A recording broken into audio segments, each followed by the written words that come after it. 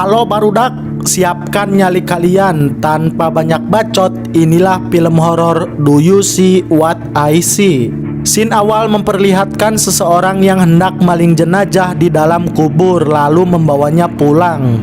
Kemudian jasad itu dijadikan sebagai media ritual pesugihan. Terlihat di lubang pintu ada seorang anak yang sedang mengintip ritual tersebut. Kira-kira petaka apa yang akan terjadi? Jawabannya ada di ending film.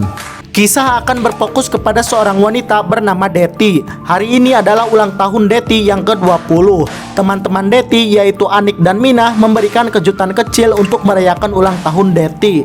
Terlihat mereka sangat bahagia sekali. Deti ini anak yatim piatu dan setiap hari ulang tahunnya ia akan menyempatkan waktu untuk ziarah ke makam ayah dan ibunya. Sekedar info, ayah dan ibu Deti dikuburkan di satu liang lahat yang sama. Deti mendoakan kedua orang tuanya lalu ia curhat bahwa usianya sudah 20 tahun dan izin akan mencari seorang pacar. Kalau pacaran gimana? Alhamdulillah. Namun Deti merasa tidak percaya diri dan meminta kepada almarhum orang tuanya untuk dicarikan saja seorang pacar yang baik hati dan tidak sombong, rajin menabung, rajin menyapu, rajin mencuci, dan rajin menanam benih. Kebablasan.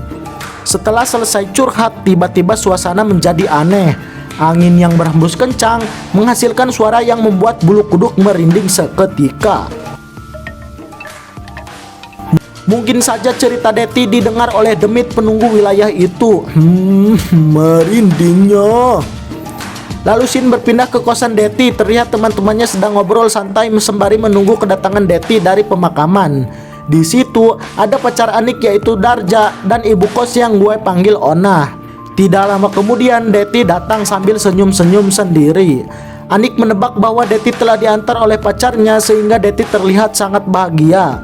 Deti pun terlihat malu-malu dan salah tingkah, ia langsung pergi ke kamarnya. Sampai di dalam kamar, ia membuka kotak kayu pemberian pacarnya. Terlihat isi dari kotak kayu itu adalah seutas pita merah. Di sisi lain, Minah mendapati telepon kosannya berdering. Saat Minah mengangkatnya, tidak ada suara apapun yang ia dengar. Hanya ada suara hembusan angin seperti di awal film tadi saat Deti mengunjungi makam orang tuanya. Saat berbalik badan, tiba-tiba Deti sudah berada di belakang Minah sambil berpesan untuk jangan menghiraukan panggilan iseng tadi. Esok harinya, Minah yang penasaran menanyakan tentang penelepon iseng itu kepada Deti. Namun bukannya menjawab, Deti malah senyum-senyum sendiri seperti orgil baru. Mengerti itu adalah telepon dari pacar pertama Deti, mereka ikut bahagia dan memberikan selamat kepada Deti. Deti curhat kepada Anik bahwa pacar pertamanya itu sangat baik hati, tampan, dan mempesona. Ia baru mengenalnya kemarin, pria itu bernama Samsul.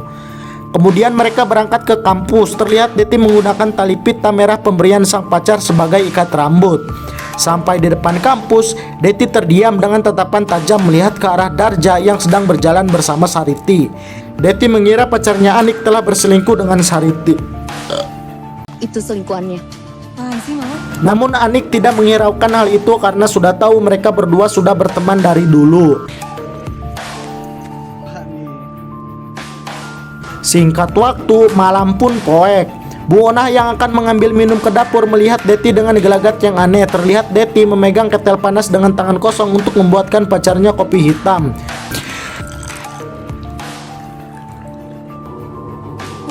Esok harinya, hal aneh kembali dirasakan oleh Ibu Ona. Di ruang bekas pacar Deti ngopi, terlihat banyak jejak tanah merah seperti tanah kuburan. Entah itu jejak apa, Bu Ona tidak mau ambil pusing dan langsung membersihkan semuanya. Saat akan selesai bersih-bersih, Darja pacarnya Anik datang dan berkunjung. Darja pacarnya Anik datang berkunjung. Darja izin ke atas untuk mengajak Anik berangkat ke kampus. Saat sampai di atas, ia tak sengaja mendengar obrolan di kamar Deti. Seperti ada seorang pria, padahal ini kosan khusus kaum hawa. Laki-laki pantang masuk ke kamar kosan. Saat ia mengintip ke dalam, Darja dikagetkan oleh bayangan mengerikan. Darja yang merasa ada yang janggal di kosan itu langsung mengajak Anik OTW dari sana. Anik yang peduli kepada Deti mencoba mengajaknya berangkat bersama ke kampus. Namun Deti memberikan respon dingin, cuek, dan culas tanpa memberikan sepatah kata apapun.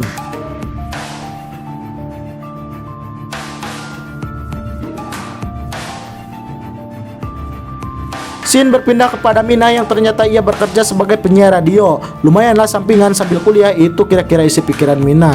Ia ditelepon oleh salah satu penggemarnya, namun saat Mina mengangkatnya terdengar pesan suara misterius itu dari Samsul yang ditunjukkan untuk Deti.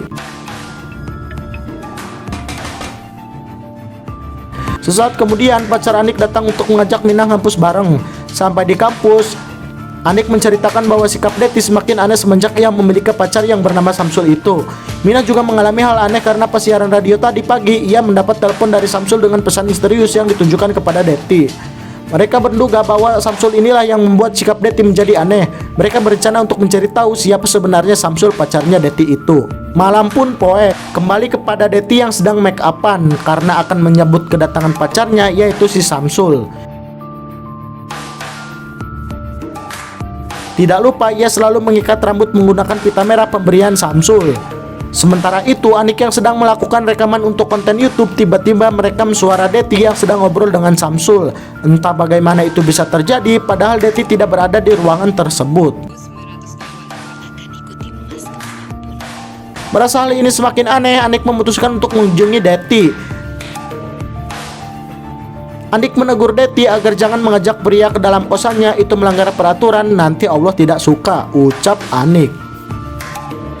Namun Deti kembali bersikap dingin, creepy, sok misterius, lalu meninggalkan Anik begitu saja.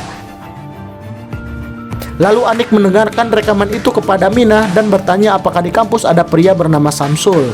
Mina mengatakan pernah ada mahasiswa bernama Samsul, namun ia meninggal 2 tahun lalu. Saat di kampus, Anik menemui Sariti yang memiliki indera keenam dan ilmu perdukunan. Anik menceritakan setiap keanehan yang dilakukan oleh Deti semenjak ia memiliki pacar bernama Samsul. Mendengar hal-hal aneh itu, Sariti mengatakan bisa jadi Deti ketempelan demit saat berkunjung ke makam orang tuanya. Sariti menyuruh Anik untuk mencari benda yang dibawa Deti saat pulang dari kuburan untuk lebih memastikan lagi dugaannya itu.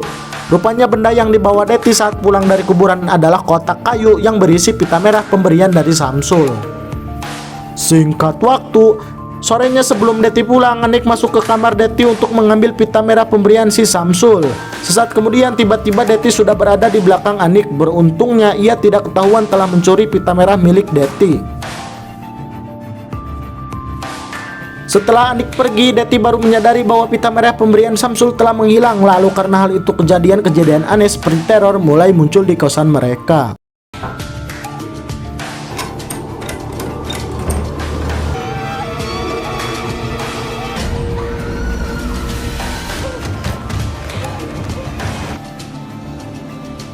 Esok harinya, Anik segera memberikan pita merah itu kepada Sariti. Kemudian Sariti melakukan ritual kecil dengan mencelupkan pita merah itu. Saat pita merah itu diangkat, pita itu berubah menjadi tali pocong. Nah, Gun, apakah ini artinya selama ini Deti berpacaran dengan pocong?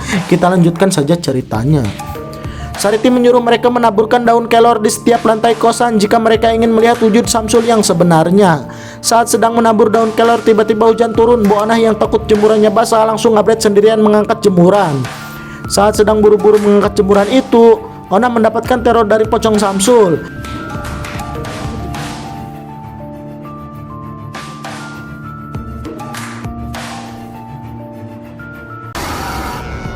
Mendengar jeritan Bu Ona, mereka bergegas menghampirinya. Lalu mereka menasihati Deti agar tidak bermain-main dengan demit, apalagi sampai berpacaran dengan pocong. Kasihan kan Bu Ona ikut mendapat teror dari pocong Samsul, pacarnya Deti.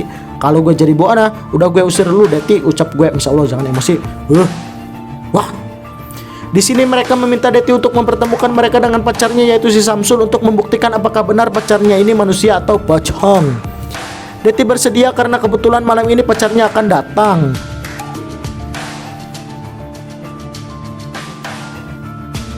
Lalu mereka menunggu kedatangan Samsul di ruang tamu. Tiba-tiba lampu poek. Di tengah kegelapan mereka menyadari bahwa Deti telah menghilang dan bergegas mencari ke setiap sudut ruangan. Saat Anik berbalik badan, ia kembali dikagetkan oleh Deti yang selalu muncul tiba-tiba seperti leasing motor. Deti kemudian menunjukkan pacarnya kepada si Anik. Ternyata dugaan mereka selama ini benar. Samsul pacarnya Deti adalah demit pocong yang sangat mengerikan. Sambil ketakutan, Anik ngabret dan kembali bersatu dengan Mina. Kemudian Deti datang dengan sikap yang sangat creepy, lalu menunjukkan kepada mereka semua sosok pacarnya, yaitu pocong Samsul. Mereka pun kembali ngabret dan bersembunyi di dalam kamar. Namun Anik merasa tidak tega kepada Deti yang sedang dalam pengaruh genjutsu pocong Samsul. Ia kembali keluar seorang diri untuk menolong Deti.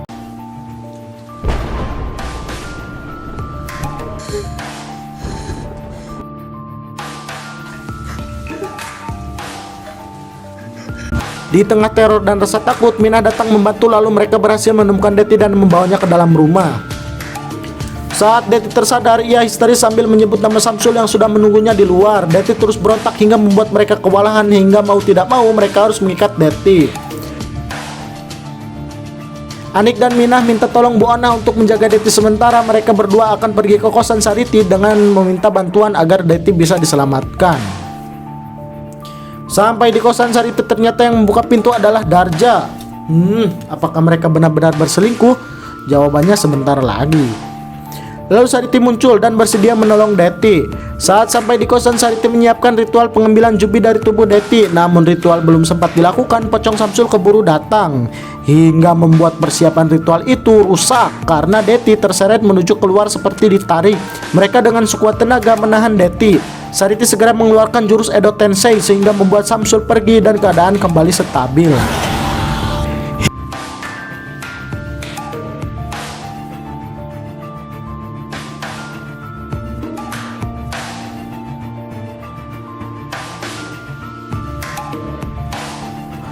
Esok harinya, saat Anik tersadar, rupanya Deti sudah menghilang. Di tengah kepanikan, adik Deti yang bernama Saroh datang setelah 3 bulan menjalani PKL di pabrik Wadudung. Anik mengatakan bahwa kakaknya yaitu Deti telah berpacaran dengan pocong Samsul dan saat ini kakaknya sedang diculik oleh pocong Samsul itu. Mendengar itu, Saroh merasa sangat khawatir. Lalu Sariti meminta Saroh untuk mengantarkan mereka ke rumah bekas almarhum orang tuanya dulu, karena di sana kemungkinan ada petunjuk tentang Deti dan pocong Samsul.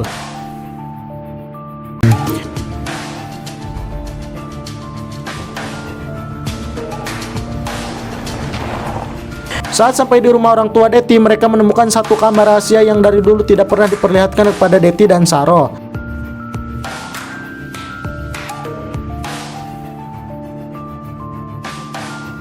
Saat berhasil masuk ke dalam, mereka menemukan mayit yang sudah mengering tersisa kulit dan tulang. Rupanya ritual pesugihan di awal film tadi pelakunya adalah orang tua dari Deti dan Saroh. Sariti mengerti dengan ritual itu untuk melepaskan kutukan dari pocong Samsul, mereka harus menguburkan jasad Samsul malam ini juga. Karena jika terlambat, maka Deti tidak akan pernah ditemukan lagi. Mereka langsung bergegas menuju makam orang tua Deti dan Saroh. Terus sekarang gimana? Saat sampai di gerbang makam, mereka harus berjalan lumayan jauh ke lokasi makam orang tua Deti dan Saroh. Hingga dalam perjalanan tanpa sadar mereka telah berpisah satu sama lain. Mereka mendapatkan teror yang sangat mengerikan di lokasi pemakaman tersebut.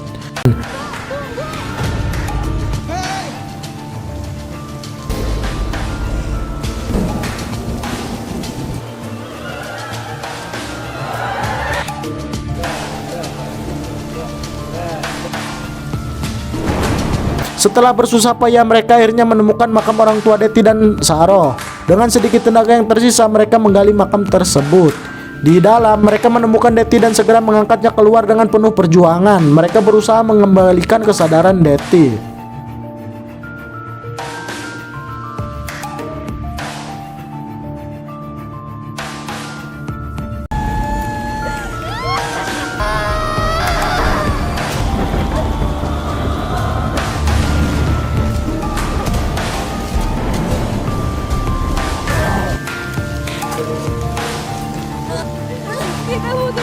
Terlihat Darja dan Minah mereka sangat kelelahan sekali. Akhirnya usaha mereka membuahkan hasil karena besok harinya terlihat mereka sedang bermain bersama seperti tidak pernah terjadi apa-apa.